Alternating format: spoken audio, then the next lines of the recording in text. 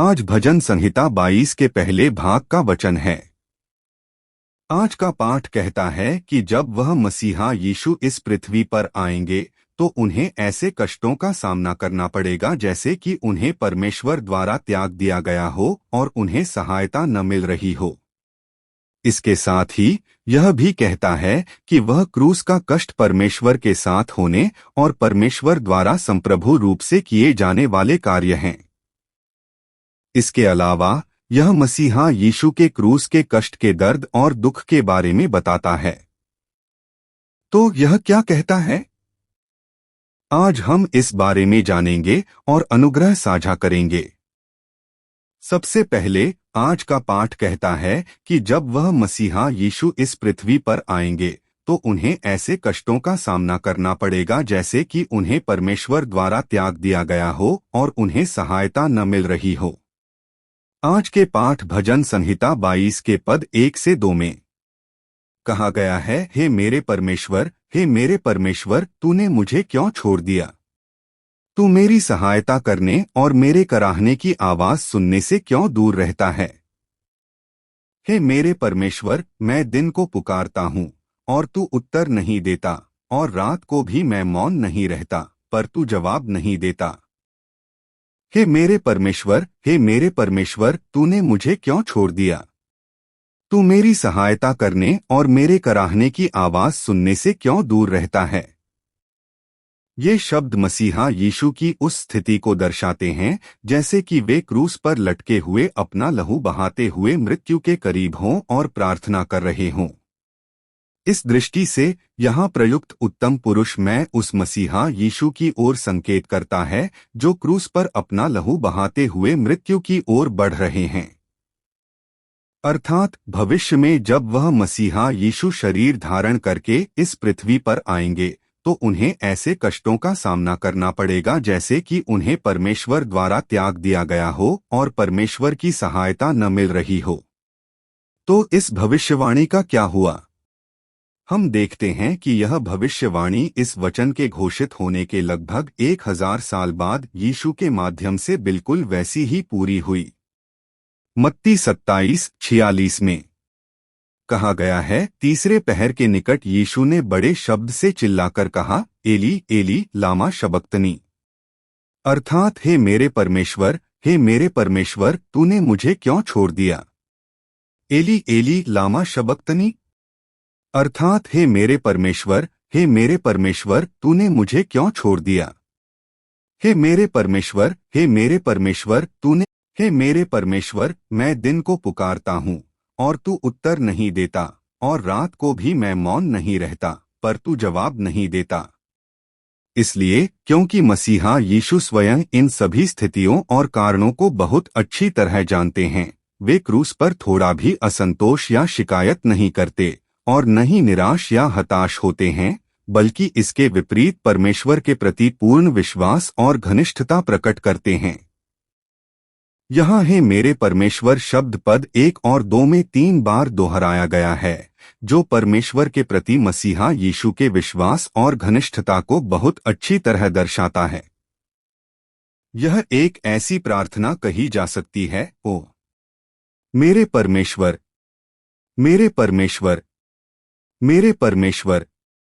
मैं अच्छी तरह जानता हूं कि इस क्रूस पर मेरा कील ठोंका जाना और लहू बहाकर मरना आपकी इच्छा, उद्धार की योजना और मुक्ति की वाचा की पूर्णता है।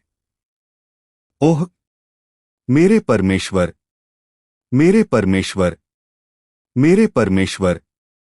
इसके माध्यम से अपनी महिमा और सामर्थ्य प्रकट कीजिए और महिमा प्राप्त कीजिए। साथ ही यहाँ मैं दिन को पुकारता हूँ और रात को भी मौन नहीं रहता, पर तू जवाब नहीं देता, यह दर्शाता है कि अनंत काल से पहले चुने हुए परमेश्वर के लोगों का उद्धार करने की परमेश्वर की इच्छा बहुत दृढ़ है और वह टलेगी नहीं। अर्थात परमेश्वर चाहे कोई भी बड़ा बलिदान क्यों न दें, वे अनंत काल से पहले चुने हुए अपने लोगों को उस पाप, मृत्यु और विनाश से अवश्य बचाएंगे। यही नहीं, परमेश्वर की यह उद्धार योजना पुराने नियम के पवित्र शास्त्र में भी बहुत अच्छी तरह दिखाई देती है। आज के पाठ भजन संहिता 22 के पद 3 से 5 में कहा गया है, परंतु तू पवित्र है और इस्राएल की स्तुति के सिंहासन पर विराजमान है। हमारे पितरों ने तुझ पर भरोसा रखा, उन्होंने भरोसा रखा और तूने उन्हें छुड़ाया। उन्होंने तेरी दुहाई दी और बच निकले, उन्होंने तुझ पर भरोसा रखा और लज्जित न हुए। परंतु तू पवित्र है और इस्राएल की स्तुति के सिंहासन पर विराजमान है। यह हमारे परमेश्वर कैसे हैं, इसके बारे में बता रहा है। अर्थात परमेश्वर पवित्र हैं। इसे दूसरे तरीके से कहें तो परमेश्वर पाप के साथ नहीं रह सकते और वे पाप से घृणा करते हैं, क्रोध करते हैं और न्याय भी करते हैं। लेकिन हम मनुष्य ऐसे पाप में गिर गए कि परमेश्वर के साथ रहना तो दूर, हम परमेश्वर के पास जाने या परमेश्वर के सामने खड़े होने के योग्य भी नहीं रहे। इसलिए परमेश्वर ने ऐसे मनुष्यों का उद्धार करने की योजना बनाई। वास्तव में परमेश्वर ने ऐसे मनुष्यों का उद्धार करके उनके बीच निवास करने और स्तुति पाने की योजना बनाई। उदाहरण के लिए पुराने समय में याकूब को दर्शन देकर यह वादा किया कि भविष्य में याकूब के सभी वंशज इस्राएल कहलाएंगे और उनके बीच निवास करने और स्तुति पाने की योजना बनाई। इसलिए परमेश्वर ने इसे पूरा करने के लिए कड़ी मेहनत की है। अतः मसीहा यीशु की यह क्रूस की मृत्यु परमेश्वर की इस योजना के भीतर होने वाला कार्य है। अर्थात मसीहा यीशु की क्रूस की मृत्यु अनंत काल से पहले चुने हुए अपने लोगों का उद्धार करने, उनके बीच निवास करने और स्तुति प्राप्त करने की परमेश्वर की योजना है। यह पुराने नियम की सभी उद्धार योजनाओं के माध्यम से भी अच्छी तरह से जाना जा सकता है। हमारे पितरों ने तुझ पर भरोसा रखा, उन्होंने भरोसा रखा और तूने उन्हें छुड़ाया। यह वचन निर्गमन की घटना की याद दिलाता है। लेकिन यह उदाहरण एक व्यापक अभिव्यक्ति है जो पुराने नियम में दिखाई देने वाली परमेश्वर की सभी उद्धार योजनाओं का प्रतिनिधित्व करता है। अर्थात उत्पत्ति 3:15 में मसीहा यीशु का स्त्री के वंश के रूप में आने का वचन, उत्पत्ति 12 में मसीहा यीशु का अब्राहम के वंश के रूप में आने का वचन। यह बाइबल की ऐसी सभी उद्धार योजनाओं का प्रतिनिधित्व करता है। यहाँ विशेष रूप से निर्गमन की घटना पर जोर दिया गया है। जो भी हो, परमेश्वर अपने लोगों अर्थात इस्राएल के लोगों को पाप, मृत्यु और विनाश से वैसे ही बचाएंगे जैसे निर्गमन की घटना के समय किया था। हाँ, यह सच है। परमेश्वर ने उस निर्गमन की घटना के समय, जब इस्राएल के लोग मिस्र के राजा फिरौन के कठिन परिश्रम के नीचे कराहते हुए पुकार रहे थे, तब अपने दास मूसा के माध्यम से उन लोगों को बचाया था। ठीक वैसे ही अब समय आने पर परमेश्वर अपने दास मसीहा यीशु के माध्यम से उन लोगों को पाप, मृत्यु और विनाश से बचाएंगे। लेकिन यहाँ देखने पर हमारे पितर शब्द का प्रयोग किया गया है। तो क्यों वह पुत्र परमेश्वर, वह मसीहा यीशु निर्गमन काल के इस्राएल के लोगों को हमारे पितर अर्थात हमारे पिता या हमारे पूर्वज कह रहे हैं? कारण यह है कि मसीहा यीशु अब्राहम के वंशज और दाऊद की संतान के रूप में शरीर धारण करके इस पृथ्वी पर आने वाले थे। उन्होंने तेरी दुहाई दी और बच निकले, उन्होंने तुझ पर भरोसा रखा और लज्जित न हुए। यह वचन एक बार फिर कहता है कि यदि उस मसीहा यीशु पर विश्वास और भरोसा किया जाए तो उद्धार प्राप्त होगा और लज्जित नहीं होना पड़ेगा, ठीक वैसे ही जैसे निर्गमन काल के उन पूर्वजों ने परमेश्वर को पुकारा और उद्धार प्राप्त किया और लज्जित न हुए। अर्थात यदि उस मसीहा यीशु पर विश्वास, भरोसा और निर्भरता रखी जाए तो उद्धार प्राप्त होगा और उस अनंत मृत्यु, नरक की आग की झील से छुटकारा मिलेगा। इस प्रकार परमेश्वर इस्राएल के लोगों का उद्धार करके उनके बीच निवास करने और महिमा पाने में प्रसन्न और आनंदित होने वाले हैं। यही कारण है कि मसीहा यीशु को क्रूस पर अपना लहू बहाकर मरना पड़ा। अर्थात मसीहा यीशु का क्रूस पर लहू बहाकर मरना परमेश्वर की इच्छा उद्धार की योजना और अनंत काल से पहले की गई मुक्ति की वाचा की पूर्णता है। दूसरे शब्दों में, मसीहा यीशु को न तो परमेश्वर द्वारा त्यागा गया था और न ही उनकी प्रार्थना का उत्तर नहीं मिला था। इसके विपरीत मसीहा यीशु की क्रूस की मृत्यु केवल हमारे परमेश्वर के लोगों को पाप, मृत्यु और विनाश से बचाने की परमेश्वर की इच्छा, परमेश्वर की उद्धार योजना और अनंत काल से पहले की गई मुक्ति की वाचा की पूर्णता है। दूसरा, आज का पाठ यह भी कहता है कि वह क्रूस का कष्ट परमेश्वर के साथ होने और परमेश्वर द्वारा संप्रभु रूप से किए जाने वाले कार्य हैं। आज के पाठ भजन संहिता 22 के पद 6 से 8 में कहा गया है, परंतु मैं कीड़ा हूँ, मनुष्य नहीं, मनुष्यों की निंदा और प्रजा का अपमान हूँ। जो मुझे देखते हैं वे सब मेरा ठट्ठा करते हैं, वे होंठ बिचकाते और सिर हिलाकर कहते हैं, अपने को यहोवा के वश में कर दिया है, वही उसको छुड़ाए, वह उसको बचा ले, क्योंकि वह उससे प्रसन्न है। परंतु मैं कीड़ा हूँ, मनुष्य नहीं, मनुष्यों की निंदा और प्रजा का अपमान हूँ। यहाँ कीड़ा का अर्थ उन चीजों से है जिनसे लोग बहुत नफरत करते हैं, जिन्हें घृणित और अपमानजनक मानते हैं, जैसे कि भृंग, लेडीबग, पिस्सू या खटमल। क्योंकि ऐसे कीड़े गंदी गंदगी के पास रहते हैं, अस्वास्थ्यकर होते हैं, दुर्गंध फैलाते हैं और मनुष्य में खुजली पैदा करते हैं। इसलिए हम जब ऐसे कीड़ों को देखते हैं तो यथासंभव दूर रहते हैं, नफरत करते हैं और यहाँ तक कि उन्हें पैरों से कुचलकर मार देते हैं। ठीक वैसे ही जब मसीहा यीशु उस क्रूस पर चढ़ेंगे तो लगभग सभी लोग मसीहा यीशु से वैसे ही घृणा करेंगे और उन्हें अपमानजनक मानेंगे जैसे किसी कीड़े के साथ किया जाता है। यही नहीं, वे उनकी निंदा करेंगे, उनका उपहास करेंगे और उनका मजाक उड़ाएंगे। वास्तव में वे पुत्र परमेश्वर हैं जो उन्हें पाप, मृत्यु और विनाश से बचाने के लिए इस पृथ्वी पर आए हैं, फिर भी वे उन्हें पहचान नहीं पाएंगे और उनकी निंदा, उपहास और मजाक उड़ाएंगे। जो मुझे देखते हैं वे सब मेरा ठट्ठा करते हैं, वे होंठ बिचकाते और सिर हिलाकर कहते हैं, अपने को यहोवा के वश में कर दिया है, वही उसको छुड़ाए, वह उसको बचा ले, क्योंकि वह उससे प्रसन्न है। यहाँ सिर हिलाना उपहास और मजाक उड़ाने के दृश्य को दर्शाता है। अर्थात होंठ बिचकाते हुए और उंगली दिखाते हुए वे कहते हैं, ओहो, क्या हालत हो गई है। क्या मंदिर को गिरा दोगे तो 3 दिन में बना दोगे? क्या तुम परमेश्वर के पुत्र हो? यह तो पूरी तरह से डींग मारने वाला और धार्मिक धोखेबाज है। कहते हुए वे थूकते हैं, उपहास करते हैं और निंदा करते हैं। अर्थात जब मसीहा यीशु उस क्रूस पर चढ़ेंगे तो बहुत से लोग इसी तरह उपहास, निंदा और मजाक उड़ाएंगे। तो इस भविष्यवाणी का क्या हुआ?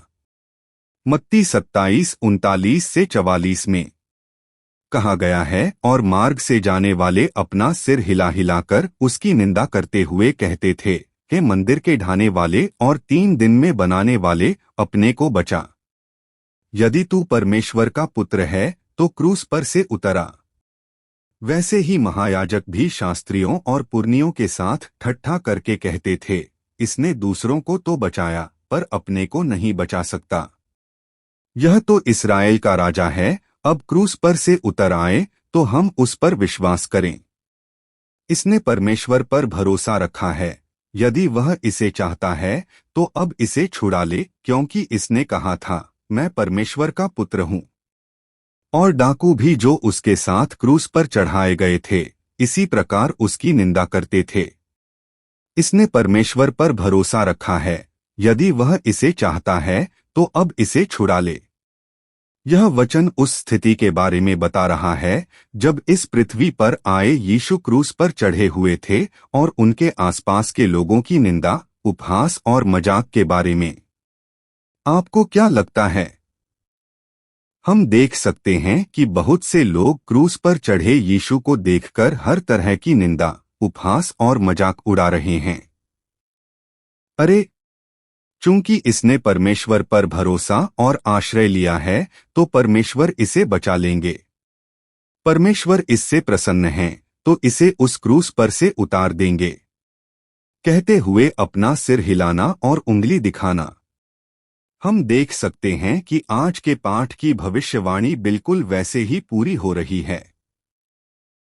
यद्यपि आज के पाठ का वचन उस मसीहा यीशु के इस पृथ्वी पर आने से लगभग 1000 साल पहले घोषित की गई भविष्यवाणी है, लेकिन हम देख सकते हैं कि यह भविष्यवाणी यीशु के माध्यम से बिल्कुल वैसी ही पूरी हो रही है। इसके बावजूद मसीहा यीशु की मृत्यु परमेश्वर के साथ होने और परमेश्वर द्वारा संप्रभु रूप से किए जाने वाले कार्य के रूप में बताई गई है। आज के पाठ भजन संहिता 22 के पद 9 से 11 में कहा गया है, परंतु तू ही है जिसने मुझे गर्भ से निकाला, जब मैं अपनी माता के स्तनों पर था तब ही तूने मुझे भरोसा दिलाया।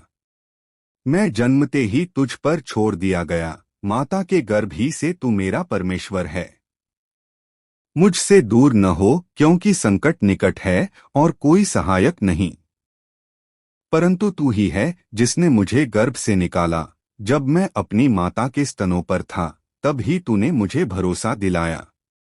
यह वचन कहता है कि मसीहा यीशु को गर्भ से निकालने वाले भी परमेश्वर ही हैं और अपनी माता का दूध पीते समय से ही परमेश्वर पर विश्वास, भरोसा और निर्भरता दिलाने वाले भी परमेश्वर ही हैं। अर्थात मसीहा यीशु का पूरा जीवन और अस्तित्व माता के गर्भ में होने के समय से ही परमेश्वर द्वारा नियंत्रित था, परमेश्वर द्वारा निर्देशित था और परमेश्वर की इच्छा के भीतर होने वाली बातें थीं। इसे दूसरे तरीके से कहें तो पुत्र परमेश्वर का शरीर धारण करके इस पृथ्वी पर आना भी परमेश्वर की इच्छा और नियंत्रण है। उनका जीवन और अस्तित्व भी वैसा ही है और उससे भी बढ़कर क्रूस पर कील ठोंका जाना और लहू बहाकर मरना भी परमेश्वर की इच्छा, प्रावधान और कार्यशीलता के भीतर होने वाला कार्य है। तो वे अभी यह बात क्यों कह रहे हैं?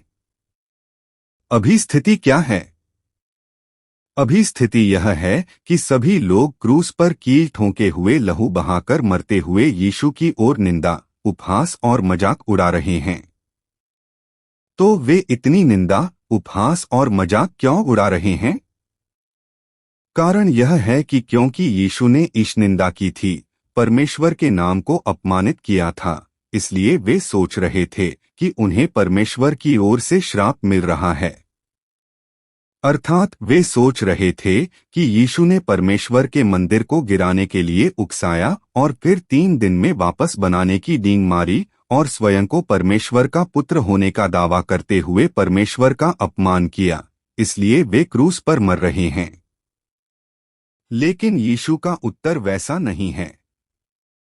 इसके विपरीत यीशु का पूरा जीवन और अस्तित्व माता के गर्भ में होने के समय से ही परमेश्वर द्वारा नियंत्रित था, परमेश्वर द्वारा निर्देशित था और इस प्रकार क्रूस पर कील ठोंका जाना और लहू बहाकर मरना भी परमेश्वर की इच्छा, प्रावधान और नियंत्रण के भीतर होने वाला कार्य है।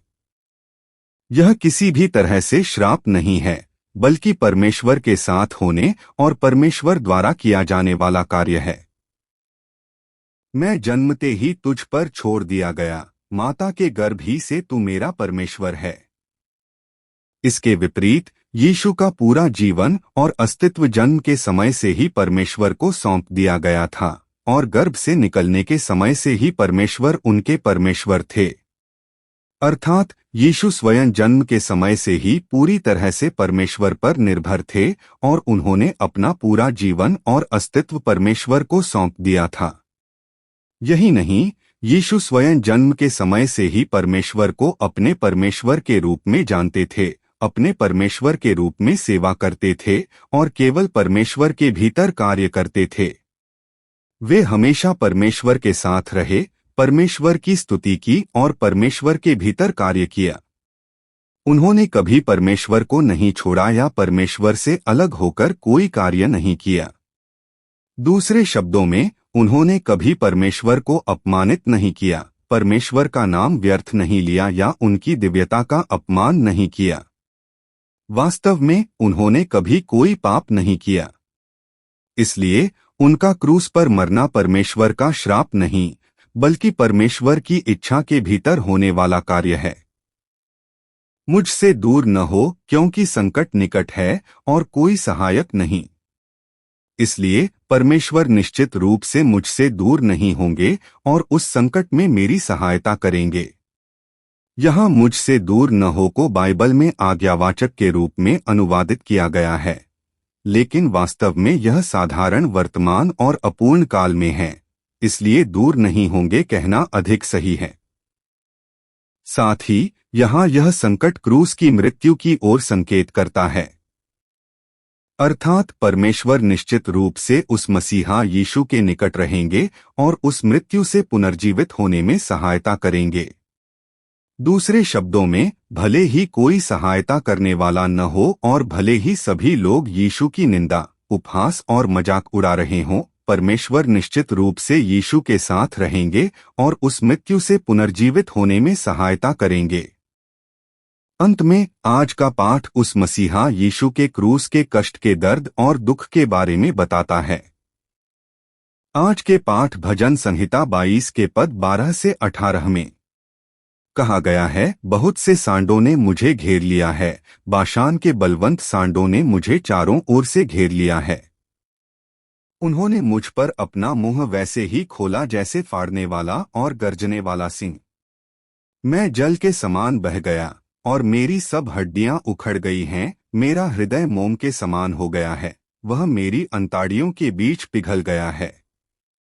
मेरी शक्ति ठिकरे के समान सूख गई है और मेरी जीभ जबड़े से चिपक गई है, और तूने मुझे मृत्यु की धूल में डाल दिया है। क्योंकि कुत्तों ने मुझे घेर लिया है, कुकर्मियों की मंडली ने मुझे चारों ओर से घेर लिया है, उन्होंने मेरे हाथ और मेरे पैर छेदे हैं। मैं अपनी सब हड्डियां गिन सकता हूं। वे मुझे ताकते और निहारते हैं। वे मेरे वस्त्र आपस में बांटते हैं और मेरे अंगरखे पर चिट्ठी डालते हैं। बहुत से सांडों ने मुझे घेर लिया है, बाशान के बलवंत सांडों ने मुझे चारों ओर से घेर लिया है। उन्होंने मुझ पर अपना मुंह वैसे ही खोला जैसे फाड़ने वाला और गर्जने वाला सिंह। यहाँ ये सांड, बलवंत सांड, सिंह उस मसीहा यीशु का विरोध और उन्हें धमकी देकर क्रूस पर मारने वाली शैतानी शक्तियों की ओर संकेत करते हैं। अर्थात उस मसीहा यीशु का विरोध और उन्हें धमकी देकर क्रूस पर मारने वाली शैतानी शक्तियां, साथ ही मसीहा यीशु का उपहास, निंदा और मजाक उड़ाने वाले सभी लोग जानवरों के समान हैं।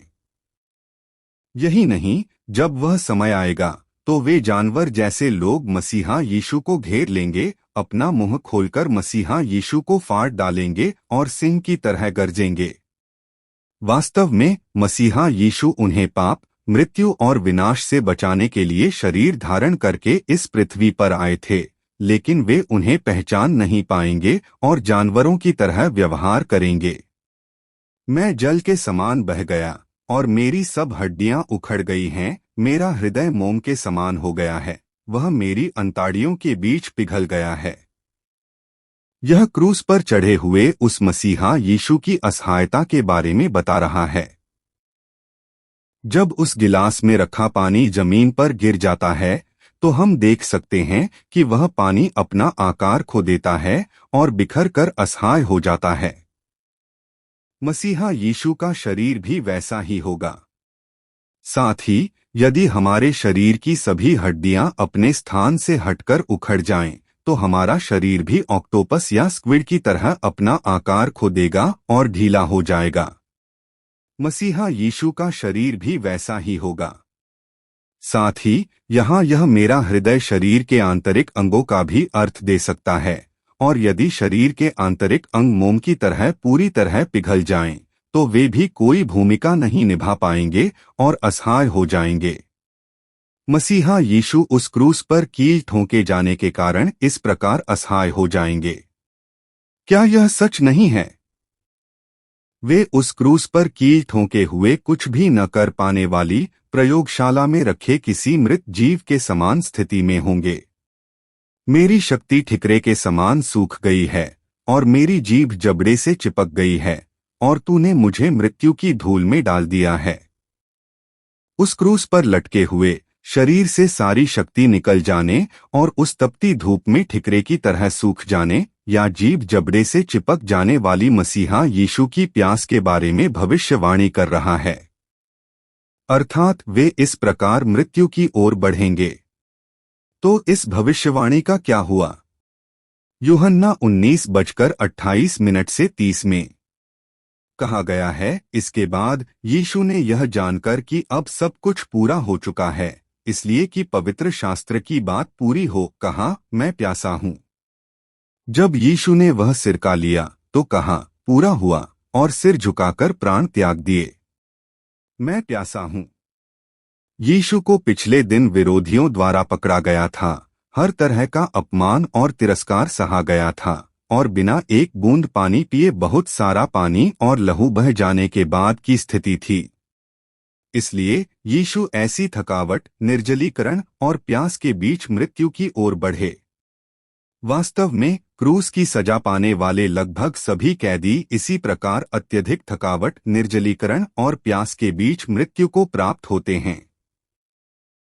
क्योंकि कुत्तों ने मुझे घेर लिया है, कुकर्मियों की मंडली ने मुझे चारों ओर से घेर लिया है, उन्होंने मेरे हाथ और मेरे पैर छेदे हैं। यहाँ कुत्ते, कुकर्मियों की मंडली उन शैतानी शक्तियों को कहते हैं जो मसीहा यीशु का विरोध करेंगी और उन्हें क्रूस पर चढ़ाकर मार देंगी। साथ ही यहाँ छेदे हैं का अर्थ सिंह से है, जिसका अर्थ है कि जैसे सिंह अपने शिकार को फाड़ता है, वैसे ही वे उनके हाथ और पैरों को फाड़ देंगे।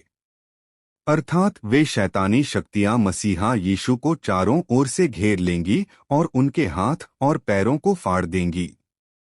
यह क्रूस पर यीशु के अपने शरीर के वजन के कारण उन हिस्सों के फटने को दर्शाता है जहां कीलें ठोंकी गई थीं, जिससे लहू बह रहा था। साथ ही यह क्रूस पर मसीहा यीशु के कष्ट के बारे में बता रहा है। यह उनके हाथ और पैरों को उस क्रूस पर कीलों से ठोंके हुए अत्यधिक कष्ट में होने की स्थिति को दिखा रहा है। जैसे जैसे समय बीतता है, शरीर नीचे की ओर झुकता जाता है, इसलिए शरीर के वजन के कारण वे हिस्से जहां मोटी कीलें ठोंकी गई हैं और अधिक फटेंगे और कष्ट और भी बढ़ता जाएगा। मैं अपनी सब हड्डियां गिन सकता हूं। यह वचन भी क्रूस के कष्ट के बारे में बता रहा है। वह कष्ट ऐसा है जैसे मसीहा यीशु की सभी हड्डियां एक एक करके अलग हो रही हों, जिससे उन अलग हुई हड्डियों को एक एक करके गिना जा सके। मेरे शरीर की सभी हड्डियों के अलग होने जैसा कष्ट। भाइयों और बहनों, क्या आप इस कष्ट की कल्पना कर सकते हैं? यदि कोई ऐसा है जो इस कष्ट को अच्छी तरह नहीं समझ पा रहा है, तो कृपया अभी घर जाकर प्रयोग करके देखें। अपने हाथ को एक मोटी कील से दरवाजे के खंभे पर ठोकें और उसे फाड़ने की कोशिश करें। तब मुझे लगता है कि आपको तुरंत पता चल जाएगा कि वह कष्ट कैसा होता है।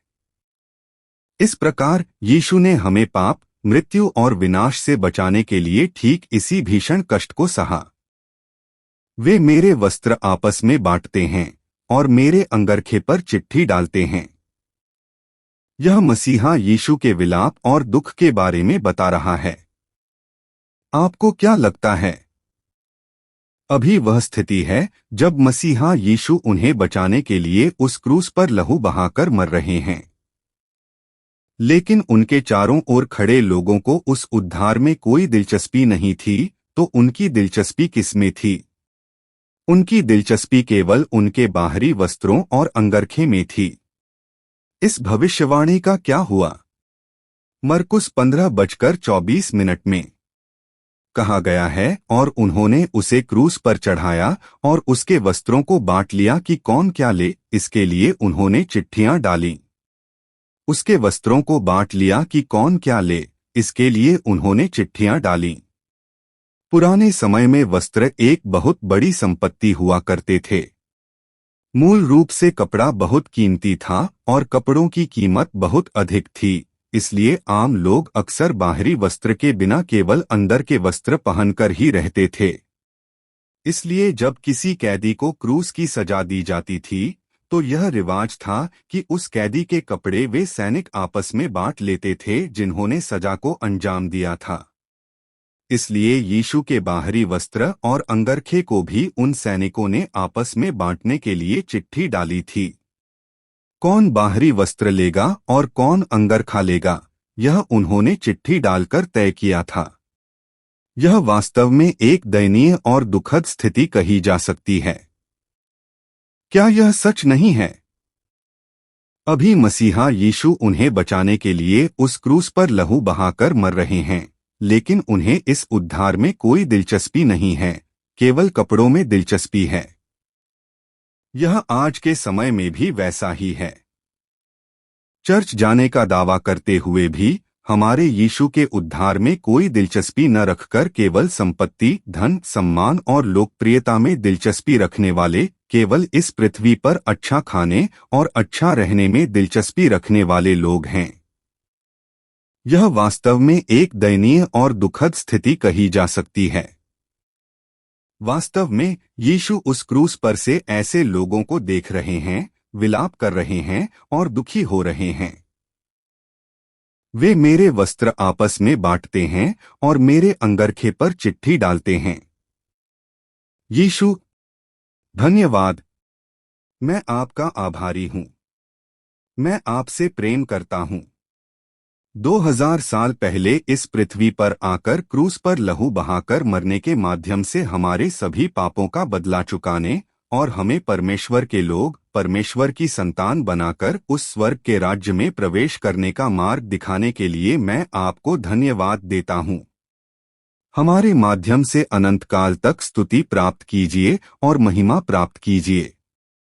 हमें यह आशीर्वाद दीजिए कि हम यीशु मसीह के लहू के पुण्य पर विश्वास करके उस स्वर्ग के राज्य में प्रवेश करने वाले बन सकें। यीशु के नाम में आशीष देता हूँ और प्रार्थना करता हूँ। आमीन।